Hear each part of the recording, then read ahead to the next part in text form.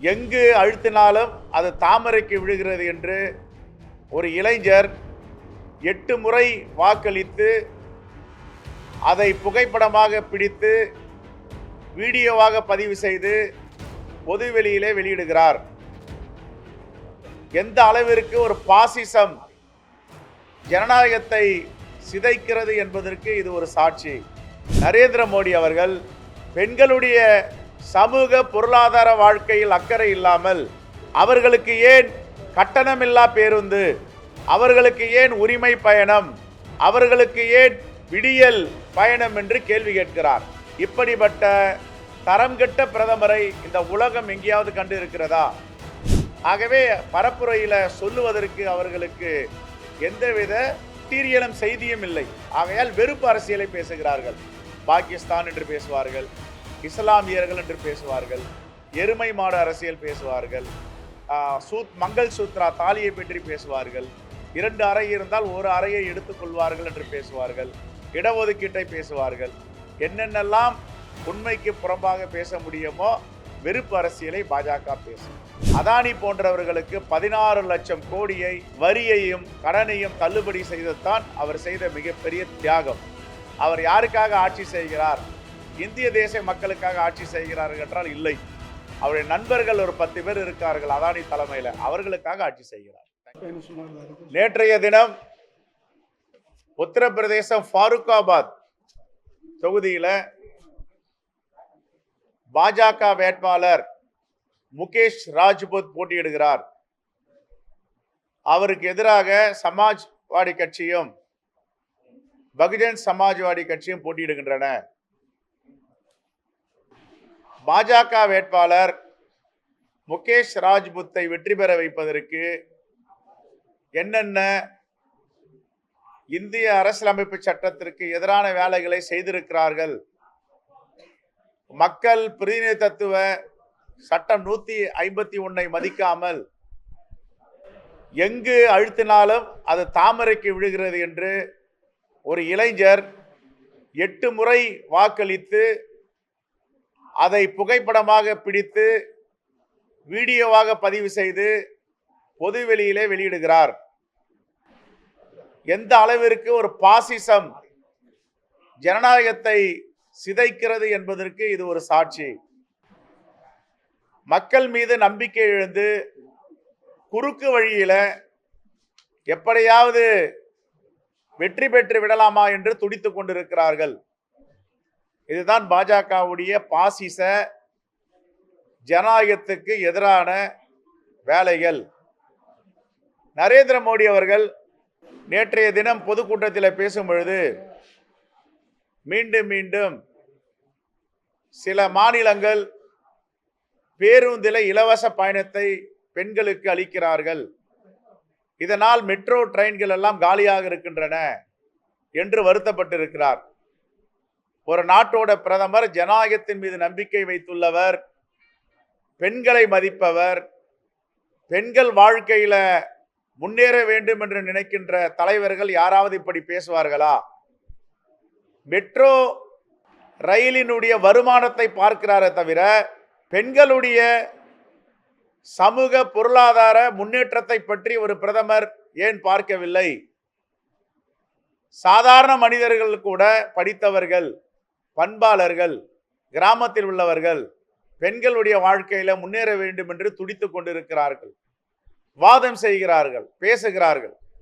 ஆனால் ஒரு பிரதமராக 2 முறை இருந்த நரேந்திர மோடி அவர்கள் பெண்களுடைய சமூக பொருளாதார வாழ்க்கையில் அக்கறை இல்லாமல் அவர்களுக்கு ஏன் கட்டணமில்லா பேருந்து, அவர்களுக்கு ஏன் உரிமை பயணம், அவர்களுக்கு ஏன் விடியல் பயணம் என்று கேள்வி கேட்கிறார்.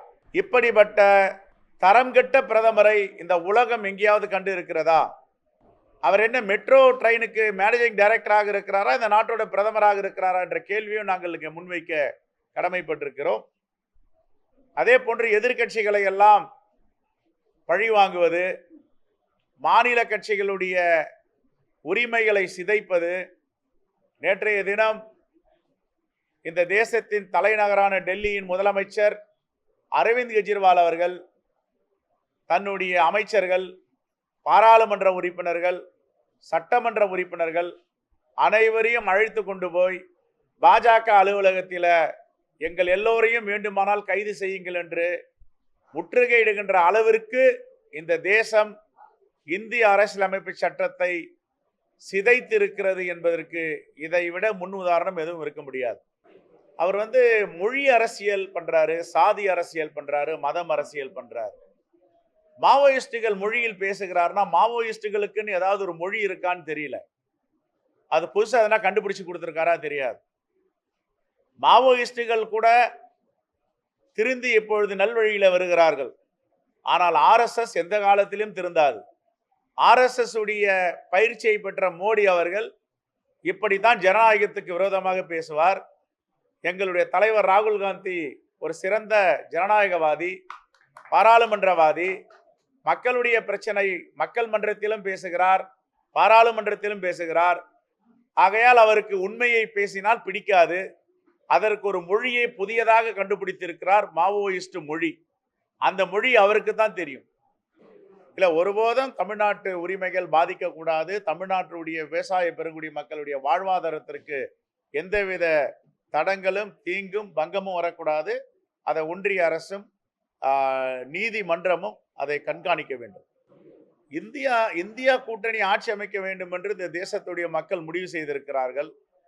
குறிப்பா ஒரு ஆளுங்கட்சி தேர்தலை சந்திக்குது என்றால், நான் கடந்த 5 ஆண்டுகளில் என்னென்ன திட்டங்களை கொண்டு வந்தேன், என்னென்ன வாக்குறுதியை நிறைவேற்றி இருக்கிறேன், இன்னும் என்னென்ன செய்ய போகிறேன் என்பதுதான் ஒரு பிரதமரோ ஆளுங்கட்சியோ பரப்புரையிலே பேசுவார்கள்.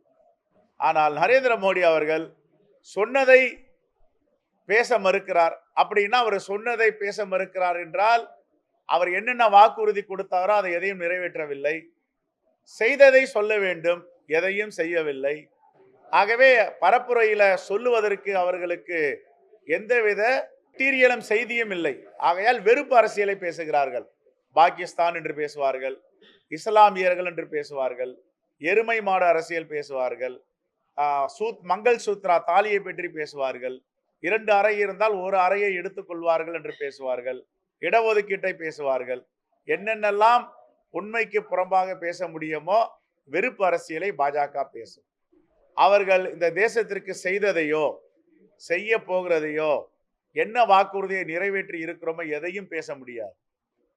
ஒரு இந்திய மக்கள் தொகையில் இருக்கின்ற பிரஜைகள் மீது 1,50,000 ரூபாய் கடனை ஏற்றியதுதான் அவர்கள் செய்த மிகப்பெரிய வரலாற்று துரோகம்.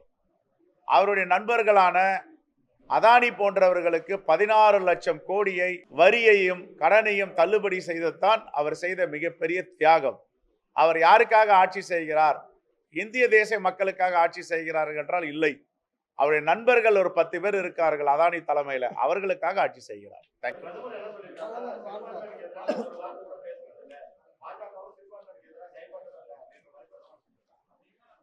சிறுபான்மைக்கு எதிராக பேசுறேன் 3 முறை பேசியிருக்கார். மே மாசம் 3ஆம் தேதி, மே மாசம் 7ஆம் தேதி சிறுபான்மையினர்களுக்கு எதிராக பேசியிருக்கார். பேசிட்டு மீண்டும் என்ன சொல்றாரு? நான் அப்படி பேசியிருந்தால் ஒரு பொது வாழ்க்கையில் ஒரு அங்கம் வகிப்பனாக இருப்பனான்னு கேட்கிறார். எத்தனைக்கு உண்மைக்கு புறம்பா NDTVல கொடுத்திருக்காரு. அவர் சிறுபான்மை மக்களுக்கு எதிராக பேசினது News 18 அம்பானி டிவில கொடுத்திருக்காரு. அதையெல்லாம் போட்டு பாருங்க, போட்டு பார்த்தா தெரியும். தென் மாநிலங்கள்ல நோட்டாக்கு கீழே தான் வெற்றி பெறுவாங்க, அதுக்கு மேல வெற்றி பெற முடியாது. நாளை எங்களுடைய தலைவர் விஞ்ஞான யுக புரட்சியின் நாயகன் மேனாள் பிரதமர் ராஜீவ்காந்தி அவருடைய நினைவேந்தல் கூட்டம் இங்கே சிறப்பிக்கப்படுகிறது. 7 மணிக்கு சத்தியமூர்த்தி பவனில அவருடைய நினைவேந்தலை நாங்கள் இங்கே அனுஷ்டிக்கிறோம். 8 மணிக்கு ராஜீவ்காந்தியுடைய திருவுருவச் சிலைக்கு கிண்டியில மாலை அணிவிக்கிறோம். 8:30 மணிக்கு பூந்தமல்லியில அவருக்கு அணிவகுப்பு மரியாதையை செய்கிறோம், அமைதி ஊர்வலம். 9:10 திருப்பெரும்புதூரில் உள்ள தலைவர் ராஜீவ்காந்தியுடைய நினைவாலயத்தில் மரியாதை செலுத்தப்படுகிறது. அது என்ன சொல்லிட்டோம், அனைத்து மாவட்டங்களிலும் அமைதி பேரணி நடைபெறுகிறது. தேங்க்யூ.